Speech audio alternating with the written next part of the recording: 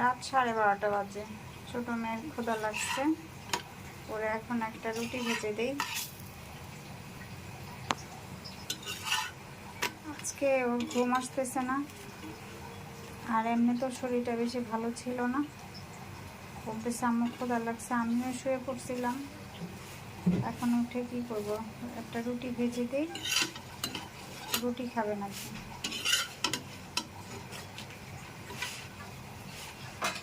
কি সুন্দরভাবে রুটিটা ফুলছে।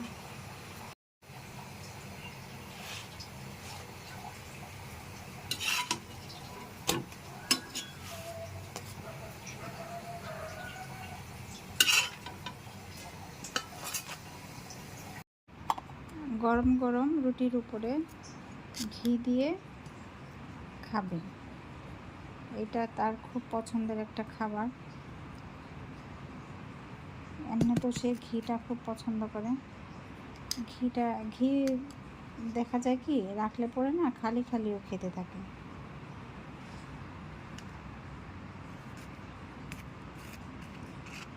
গরম রুটির উপরে ঘি আর চিনি দিয়ে খুবই পছন্দ করে। এখানে এইরকমভাবে কার কার খেতে ইচ্ছা করে বা কার বাচ্চারা খায়, আমার ছোটো মেয়ে বিশেষ করে বেশি পছন্দ করে। আর এই খাবারটা প্রায় কি স্কুলে যাওয়ার সময় ওরে দিলে ও মানে এটা আমার জন্য অসুবিধা হয়, শর্টকাটে খেয়ে নেয়। রুটির উপরে ঘি আর চিনি এভাবে যদি একটু ছড়ায় মানে ছিটিয়ে দিই না, চিনিটা বেশিও দিই না, অল্প পরিমাণ দিই। তারপর এভাবে রোল করে দিয়ে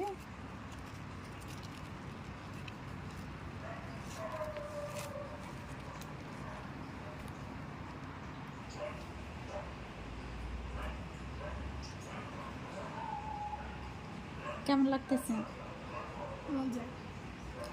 সারাদিন আজকে ঠিক মতো খায়নি, সকাল থেকেই না শরীরটা খুব খারাপ ছিল, খাবার দাবার একদমই খায়নি, হালকা পাতলা। এখন বলতেছে ক্ষুধা লাগছে, তাই আমি আর কোনো আলসেমি করি নাই, উঠে সাথে সাথে দিলাম।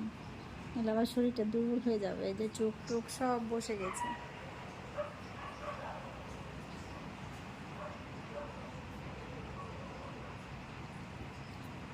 ভাল লাগতেছে?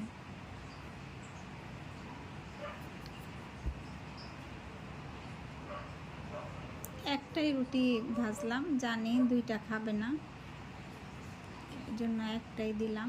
রুচি মতো আর কি খেতে চাইলো, সাথে সাথে আমি দিলাম একটা। এখন বাজে কয়টা দেখেন, কয়টা বাজে দেখছেন?